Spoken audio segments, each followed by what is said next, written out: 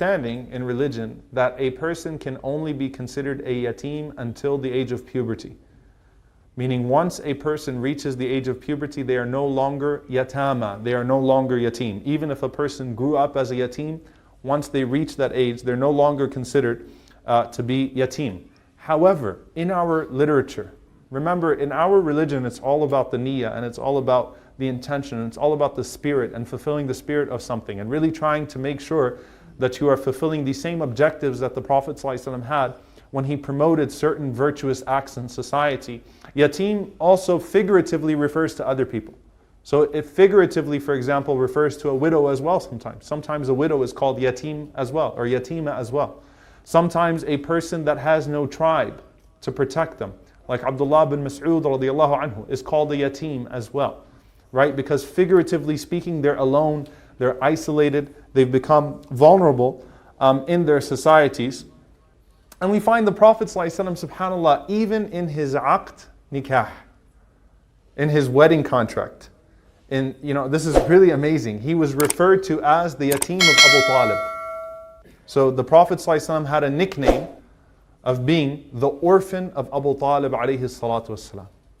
And what a great honor again to all of the yatama that the Prophet ﷺ would be referred to as yatim even as an adult. Though technically speaking, again, he's no longer an orphan, but still he's referred to as the orphan of Abu Talib. Now, there are some Sahaba, and this is really, I just kind of wanted to glance over this because our religion is one where when you're reading through all of the various sciences, you're finding great sympathy and great emphasis on taking care of the orphans. We are أكثر الأمم يتامى, so we're the nation that has the most yatama, the most orphans. Throughout history, what happened to these orphans? Were they just taken care of and put in shelters and, people hoped for the best? What became of these orphans? So I actually just wanted to quickly run through some of the famous orphans. Probably the most famous one after the Prophet ﷺ is Abu Hurairah radiallahu ta'ala anhu. Abu Hurairah, the one who narrates the most hadiths from the Prophet ﷺ, he was an orphan. And in fact, he used to frequently say, he would tell his life story to the family members around him. He would say, I grew up an orphan.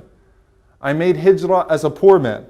I was hired by the daughter of Ghazwan in return for some food and just a chance to ride her camel or ride her horse, just for a chance to get a ride basically somewhere.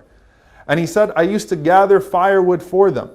And when they stopped to camp, he said that I would urge their camels along for them. I'd keep their camels going by singing to their camels. He's just trying to portray to you how humiliated of a life he had, how difficult of a life he had. He said, I used to have to serenade the camels to move along with that tribe.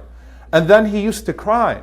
And he used to say, Alhamdulillah alladhi ja'ala ad-deena qiwama wa ja'ala Aba Hurayrata imama. He said, Alhamdulillah, Allah made this deen prevail. And He took a person like me and made him into an imam of the people. Like subhanAllah, my circumstances, I would have amounted to nothing in society had it not been for the advent of Islam. Anas ibn Malik radiallahu ta'ala anhu also was an orphan. His father, Malik, passed away. And that's why Sulaim, when he was a child, married Abu Talha. So Anas ibn Malik radiallahu ta'ala anhu grew up an orphan. The disciple of the Prophet sallallahu alaihi wasallam and one of the 10 promised paradise, as Zubayr ibn al-Awwam radiallahu ta'ala anhu. He grew up as Ibn Safiya, the son of Safiya, because he didn't have a father.